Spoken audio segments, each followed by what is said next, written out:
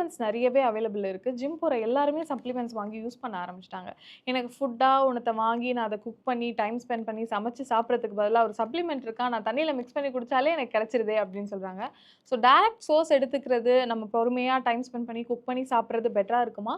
இல்ல சப்ளிமெண்ட்ஸ் எடுத்துக்கிறதுனால எந்த பிரச்சனையும் வராதா நமக்கு? எப்பவுமே டைரக்ட் சோர்ஸ் தான் better. Supplements the name itself says it's a supplement. So நம்ம சாப்பிட்றத தாண்டி நமக்கு தேவைப்படுறது சப்ளிமெண்ட்டாக எடுக்கணும். Which is like your vitamin பி12 இருக்கட்டும், அயனாக இருக்கட்டும், இல்லை சில பேருக்கு விட்டமின் சி வந்துட்டு சப்ளிமெண்ட்டாக எடுப்பாங்க. Rather they taken as food. So அந்த மாதிரி பீப்புளுக்கு வந்துட்டு சப்ளிமெண்ட் வந்துட்டு it's an add on. It's never a food for you.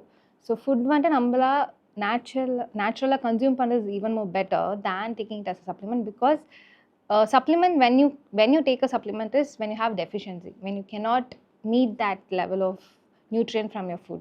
So அந்த டைமில் நீங்கள் சப்ளிமெண்ட் எடுக்க முடியுமே தவிர சப்ளிமெண்ட்லேயே வாழ்ந்துடலாம்னு நினைக்கிறது இட்ஸ் வெரி பிக் நோ.